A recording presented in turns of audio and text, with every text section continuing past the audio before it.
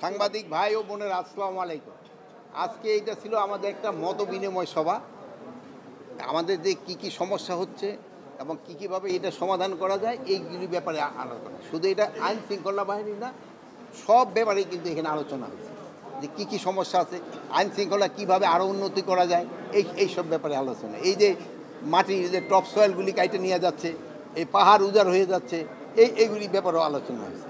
ধরেন যে ফটিকছড়ি, রাউজান, তারপরে আপনার কটিয়া, সাতকানিয়া, এই এলাকাটা হলো আপনার হলো পাহাড় এবং সমতল, দুইটারই কিন্তু সংমিশ্রণ।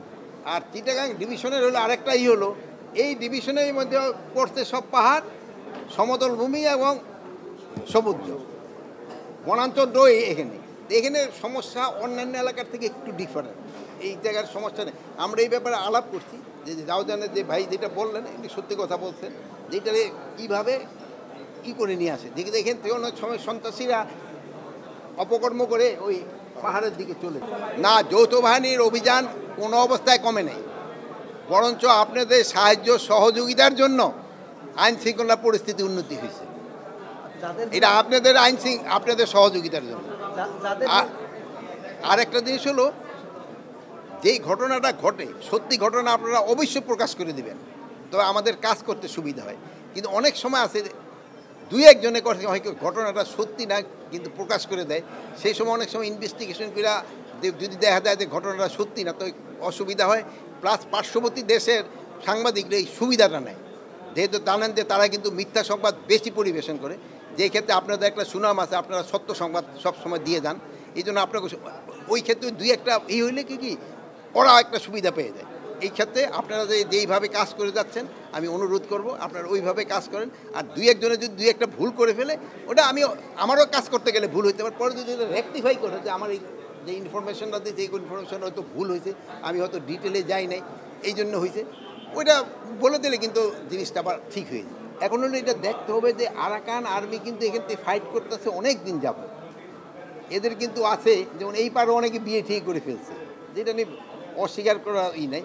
বাট যে হারে ইসে আসছে ভিডিওতে জিনিসটা কিন্তু আপনি তো টিকটক ভিডিও কিন্তু অনেকভাবে করা যায়, বাট সবটাতে সত্যি এটা তো না, আবার সবটাতে মিথ্যা তাও না। এইটার ক্ষেত্রে আপনার একটা ব্যালেন্স করতে হবে। আর হয় কি, আরাকান ওই বর্ডারটা একটু ডিফিকাল্ট বর্ডার। আপনারা জানেন দেশটা ক্লিয়ার, এখনও মিয়ানমারে আমরা তো মিয়ানমারের সাথে যোগাযোগ রাখি, কিন্তু বর্ডারটা কে দখল করে আসছে? আরাকান আর্মি পুরাটা। এখন দিবেন মিয়ানমার থেকে কোনো কিছু ইম্পোর্ট করতে হলে বা এক্সপোর্ট করতে হলে মিয়ানমার সরকারেরও ট্যাক্স দিতে হয়, আবার আরাকান আর্মিতে যারা আছে তারও পয়সা নিচ্ছে। এই কিন্তু একটা সমস্যা তো আছে, এটা তো আপনাদের বুঝতে হবে। বাট এটা সমস্যাটা সমাধান করার জন্য চেষ্টা করা হচ্ছে।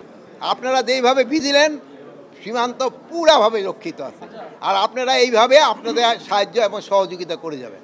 পাহাড়ের অশান্ত তো আপনারা দেখেনই নাই, এখন পাহাড় ওই তুলনা করতে গেলে পাহাড় পুরাটা শান্ত। এই ছোটোখাটোই যে অপহরণ খালি ওই চারজন হয়েছে, একজন ওই মেয়েটা হয়তো ছাড়াও পেয়েছে, এরকম অপহরণ তো আমাকে প্লেনল্যান্ডও তো হচ্ছে। খালি ওই পাহাড়ের কেন দোষ দেন? পাহাড় আগের থেকে অনেক ভালো অবস্থা আছে, অনেক শান্ত আছে। ইভেন এই যে আমি বাগাইহাটে ছিলাম, আমি এর আগে আসছিলাম, বাগাইহাটে এই যে ল্যান্ড মাইন দিয়ে ট্রুপস একসাথে পিকআপ উড়াই দিছে, 3জন 4জন করে মারা গেছে। সেই সময় তো ওই খবরগুলি আসেও নাই, প্লাস ওই এলাকা অ্যাক্সেসিবিলিটিও ছিল না। বাট এখন তো আল্লাহ দিলে পাহাড়ের অবস্থা এত ভালো, ওই রাস্তা দিয়ে কিন্তু আপনারা সাজেক চলে যাচ্ছেন।